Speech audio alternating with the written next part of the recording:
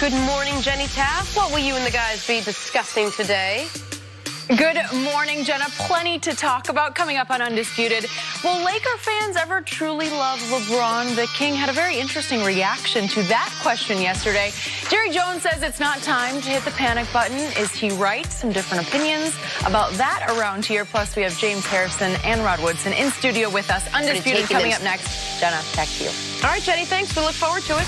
Time now for us to go viral. The Raiders will be in London on October 14th to face the Seahawks, so Marshawn Lynch was brushing up on his British slang. Take a listen to this. Circus Go been loaded up with a lot of British slang, so I'm going to play this game and see if I can guess what they slang is. Let's do this. Let's see what we got.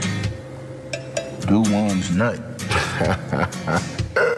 What will possess you to make you want to say do one's nut? Like we gonna throw hands, like we want to fight? Yeah. Oh, burst of yeah, like, yeah, okay, that's dope. A wanker. 50 Cent said that's a faint gangster. Yeah. Shout out 50. Jerk. Let's see what's next. Ham sandwich. Is it like, no, that ain't like no food. Yeah, I'm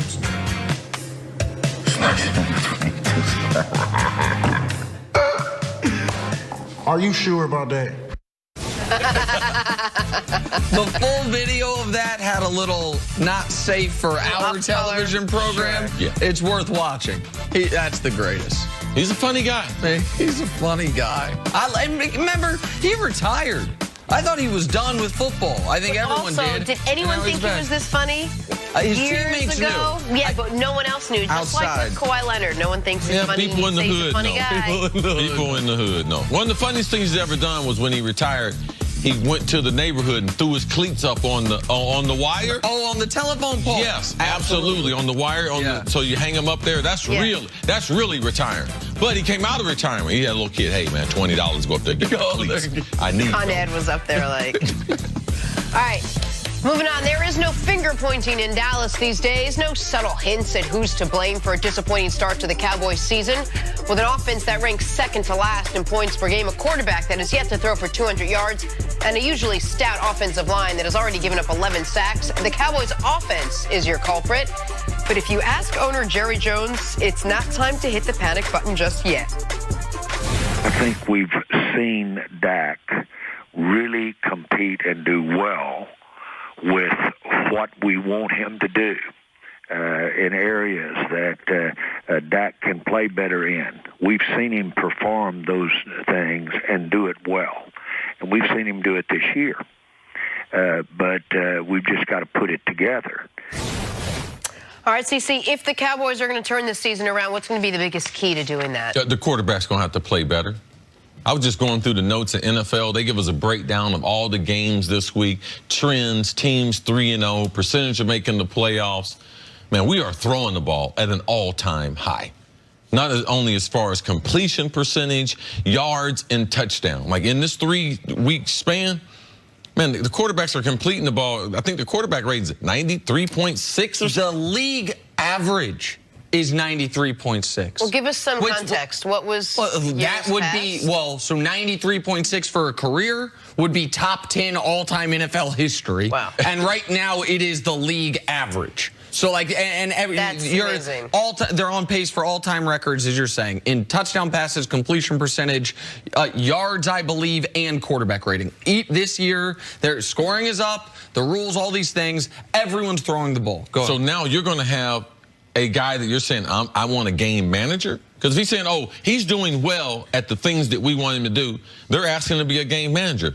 It's hard to impossible to win NFL games with a game manager. Ask Jacksonville. Jacksonville, after taking the reins off of Blake Bortles, week number 2 against New England, threw for over 300 yards, right? Put the reins right back on him last week, and what happened? They lost. They lost, and they struggled. Dallas is going to struggle unless their quarterback is able to do what the NFL averages are doing. If that can't be in that 90 percentile, they're not going to be an elite football team. They're going to struggle at 8-8. And go ahead, Jenna. Who do you want him to throw the ball to? I mean, is there something to the notion that he has no one to throw the ball to, so he's not throwing the ball? Sure, but they've only thrown the ball to Tavon Austin 5 times. He's actually caught all 5 of them. Didn't they say that he wasn't going to be a change of pace guy? He wasn't going to be a reverse guy? He was going to be a wide. His main contribution to this offense would be as a wide receiver. They lied to us. He has their only big play. He has their only 2 touchdown catches of the year. Now, the guy they're throwing the ball to the most is Zeke, but that hasn't been effective. He has their most targets, but on 11 catches, only 37 yards. But I want to talk about Zeke for a second, because here's the thing. What you're saying about Dak is correct. They have to be able to make big plays. We know the numbers that when Dak throws the ball 25 times or less in games that he's played the full game, they're 10-0. And in games where he's thrown the ball greater than 25 times, they're 13-11. And see, your point on that is, even if he's only going to throw the ball 20, 25 times, you want 2 a quarter? Yeah, you got to throw it. You got to attack a certain part of the field. When you have the running back in that power that they can send with you at that offensive line, you can't be a dink and dunk offense. That's why you run the ball. Teams that can't run the football, they throw the ball short, a lot like New England, a lot like Green Bay. That if you want to be special, you throw it and run it like the Rams are able to do, like Atlanta's able to do, like New Orleans is able to do. But when you don't add that dimension as far as the deep threat down the field to the defense, you make it easy on the defense. But a lot of that has to do with guys playing better than I think their skill set necessarily will allow them. I'd like them to take some deep shots. But they don't have great wide receivers, and their quarterback, there's CBS Sports, so I'll give them credit, put out a great graphic. Dak Prescott's last 13 games compared to Brock Osweiler's last 13 games, and they are damn near identical. So I don't know if the skill sets will allow them to do what we want them to do in the passing game. So I'm going to pivot to Scott Linehan and Jason Garrett. Justify this. You have the 4th fewest attempts rushing the ball on first down in the league this year. Oh, that's surprising. And your average, when you do rush it on first down, is 7 yards a carry. That's the best in the league. You know what they're doing? They try to get too smart for their own good. These coaches come in and be like, hey, we're doing really well running the ball on first down. Hey, you know what we're going to do? We're going to do the opposite on first down. Well, make them stop the running first. I was at one of my son's high school games, and the team basketball starts off the game on fire from 3, and I could never forget it. I'm sitting right behind the bench, and the coach says to him, guys, I want you to stop shooting threes because they're going to start missing. I'm like, well, let's see them miss before you tell them to stop shooting them.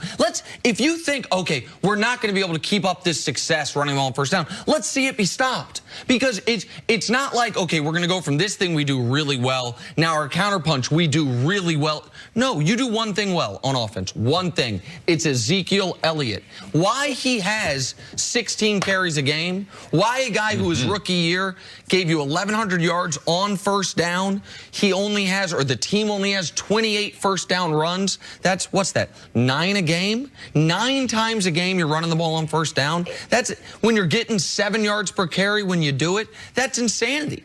That goes against what your strengths are, the way your team's built, and where your money is spent. All of those things scream, run the ball, see if they can stop us that way. Is there something to them wanting to see what they have in Dak? This is a big year. They want to know whether they're going to pay this guy out and be the future of their franchise.